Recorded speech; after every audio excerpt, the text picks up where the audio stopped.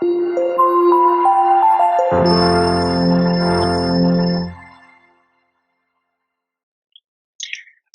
to another episode of 7 Minutes Medicine. Today we're going to talk about Cushing syndrome diagnosis after we talked about the screening test in our previous lecture. So the idea of this lecture to decide what kind of etiology behind the Cushing syndrome. So in the first lecture we decided that there is Cushing syndrome. The second step is to decide what kind of etiology so we know how to manage.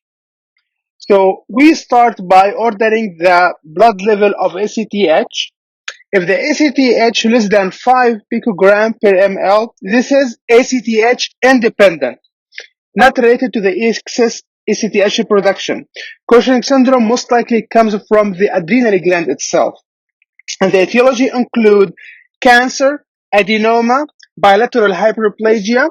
So to localize the lesion, we have to do imaging. We start by the CT abdomen adrenal protocol. It's a very nice test if you talk to the radiologist.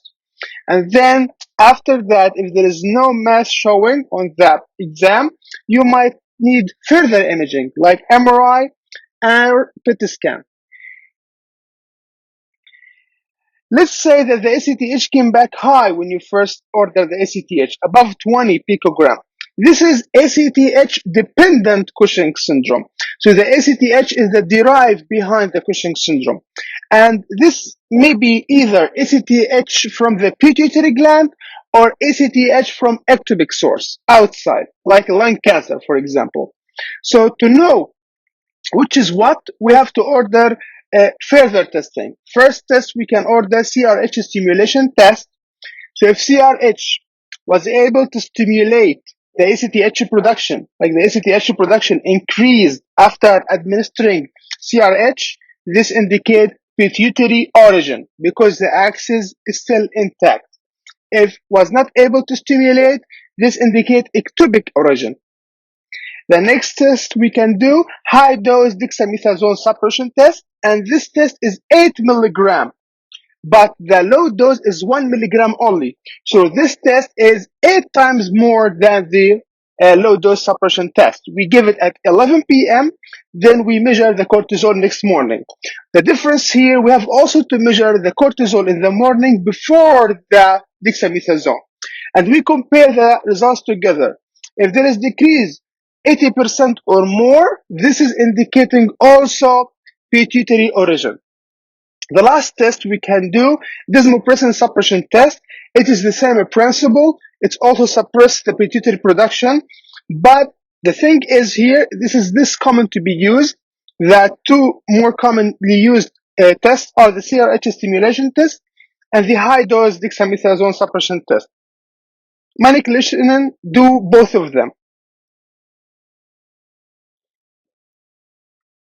If the testing indicates pituitary etiology, like ACTH dependent from the pituitary gland, and this we can, as we said earlier, we can get those results from the CRH stimulation test or the high dose dexamethasone suppression test, then we have to localize where the lesion is. So in general, in endocrinology, first you do biochemical testing, then you do imaging.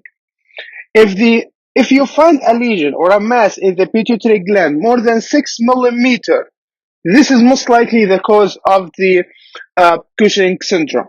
But if you find a mass less than 6 millimeter, then you have to confirm if this mass is the culprit lesion or not. So what you do inferior petrosal venous sampling, and if the ACTH twice the peripheral and 3 times after you give the CRH stimulation, this is diagnostic that this lesion is the responsible lesion for the Cushing syndrome. Let's say that your testing was indicating that there is ectopic etiology, not the pituitary gland etiology, not adrenal etiology, but ectopic etiology. Then you have to do anatomical imaging to look for a cancer or a mass that's producing this ACTH. So you can do CT chest, CT head and neck, CT abdomen. If you are not able to find anything, you can do functional testing, like hormonal imaging.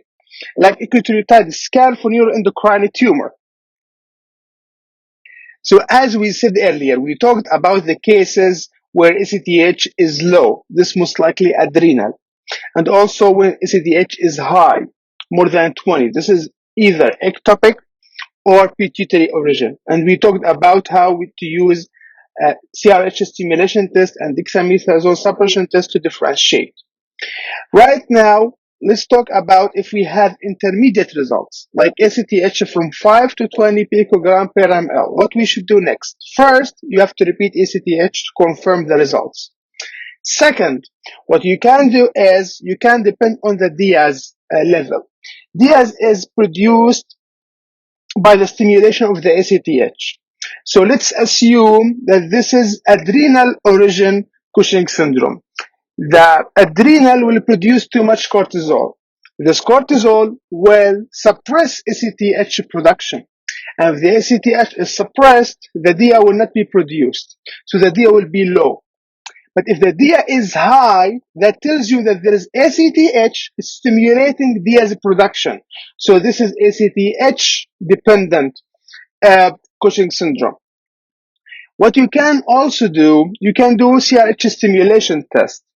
If there is no stimulation, this is most likely adrenal cause.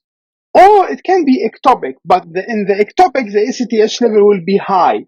So if the ACTH is intermediate and there is no stimulation in the CRH stimulation test, that tells you this is most likely adrenal cause of Cushing syndrome.